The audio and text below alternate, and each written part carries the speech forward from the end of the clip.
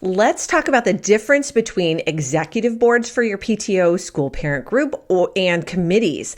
Now, you might think that these are very similar, and they kind of sort of are, but there are some very distinct differences. They function in different ways. So let's get into it. So executive boards are elected leaders for your group. The executive board is comprised of the main leadership roles for your group. They are roles that are kind of needed year over year. So it's going to be very consistent about who is included on or in the executive board.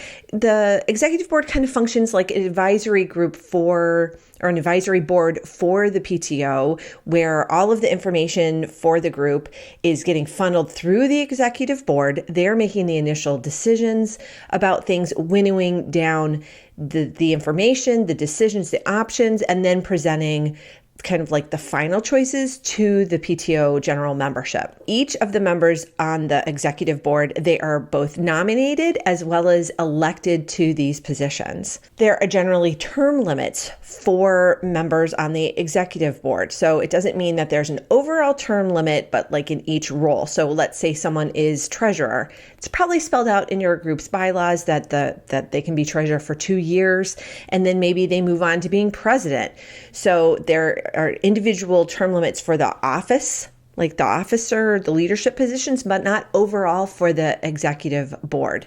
So quite often people will move from one leadership position to another on the executive board, and term limits are a really good way to make sure that people just don't get into a position and sit there and not give others an opportunity to kind of show their stuff and to step up and lead.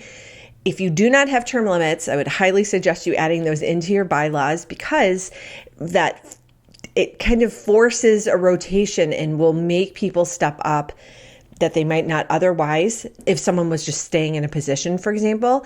And it also makes sure that people get a break. 1 or 2 years in any position is more than enough. You're going to need a break after that fact. The executive board is really in charge of setting the agenda for the year, the schedule, the programs that you're going to be doing, approving the fundraisers that you're going to be doing, approving the budget before it's presented to the general membership.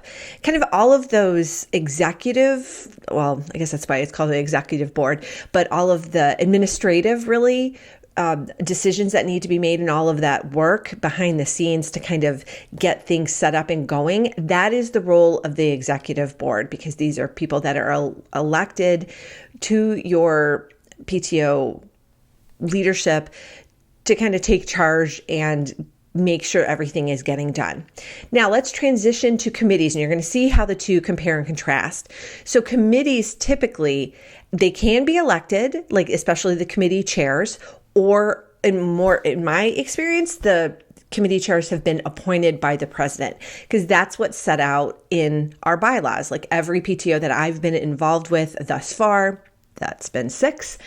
Granted, they're all in the same school district, so it might change from school district to school district, but they have all been appointed positions. And then the committee members are just volunteers that kind of literally raise their hands at the meeting and say, why, yes, I'd like to help with that committee, or I can help do that project.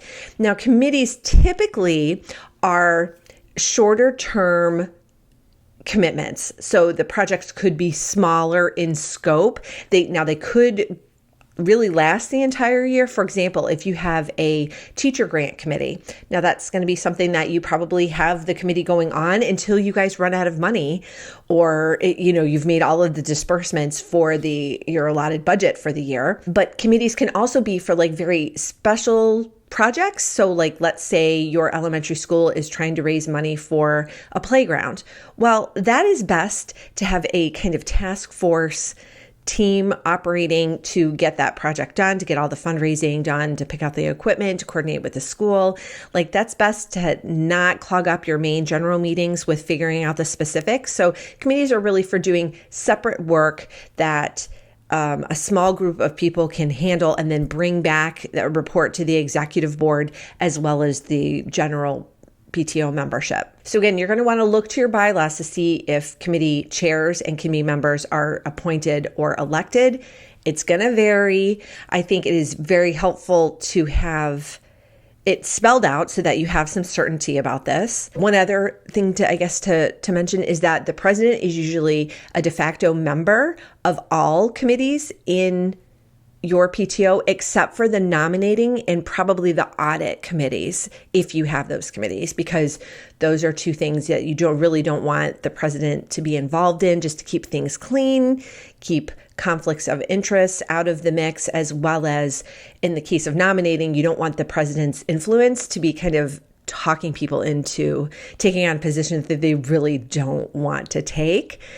Their willingness to step up to a position really needs to be totally voluntary, and it shouldn't feel like, or they shouldn't feel like they can't say no, because a lot of people can't say no to presidents. People have told me personally that I am a hard person to say no to. Sometimes they use that to my advantage, and most of the time I'm very well aware of this fact, so I try and give people outs and just kind of really blatant about it.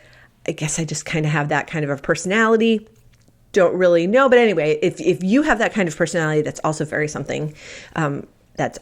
something really good to be mindful of when you're interacting with others, especially in a parent-teacher organization, because it is all about relationship management, handling other people. And so that is a really just helpful way to be. The mix of committees that you might have on any given year is probably going to change. Now, your group, if you're well established and you have different committees designated, you might have some standing committees that are delineated in your bylaws and or standing rules.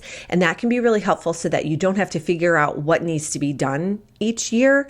Again, those governing documents, your bylaws, your standing rules are so essential. I am always talking about them because they are big time important, and healthy groups have these documents that are updated and that they are like being consulted on the regular. They're not just dead documents that are created, kept in a computer, or shoved into a binder and put on a shelf. Like, they are living, breathing documents that people are looking at and using and referencing to guide kind of their everyday decisions and behaviors. So I hope this video has been so helpful in helping you to understand the difference between PTO, executive boards, as well as PTO committees. And you can kind of see there are some similarities, but there's more differences than those similarities. So I hope you will use this information and tune back in for my next video.